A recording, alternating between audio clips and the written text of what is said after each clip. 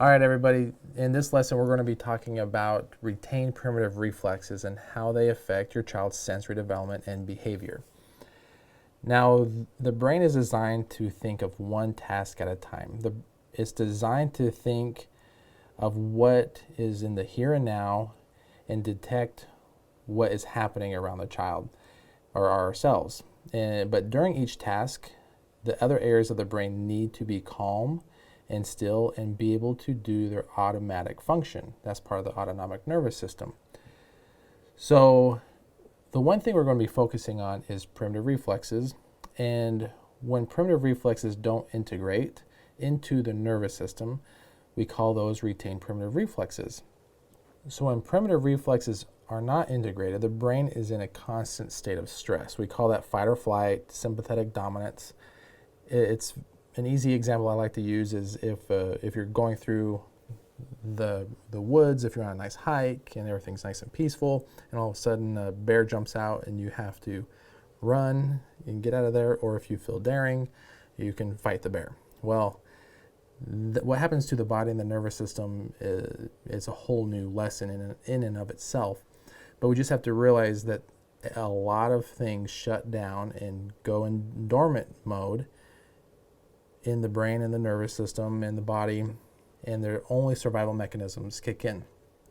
Being able to reason, problem solve, detect what's going on in the environment and create an appropriate response. All of those things in the function of the brain is not able to work. So we're going to go into that a little bit more in detail. And here is what happens with our children. We see a lot of these things that we have on the screen here. They may feel overwhelmed, hitting, anxiety. All of these things are classified in that fight or flight response.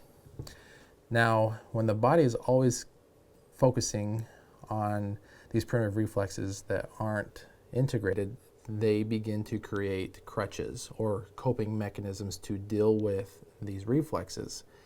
They're not staying in that relaxed state, or we call it parasympathetic dominance. It's the opposite of that fight or flight. So when they are exposed to a sensory stimuli, or the environment is, in their eyes, stressful to deal with, because these primitive reflexes aren't integrated, they start to have anxiety. They start running away or having meltdowns. They can't focus because their nervous system is in the same state as it would be if they had to run away from that bear. When we have proper integration of the primitive reflexes, the left and right brain can communicate a lot easier with each other. The left brain is more analytical. The right brain is more artsy, artistic, creative. We need to have both. We need to have a good balance between the left and right brain.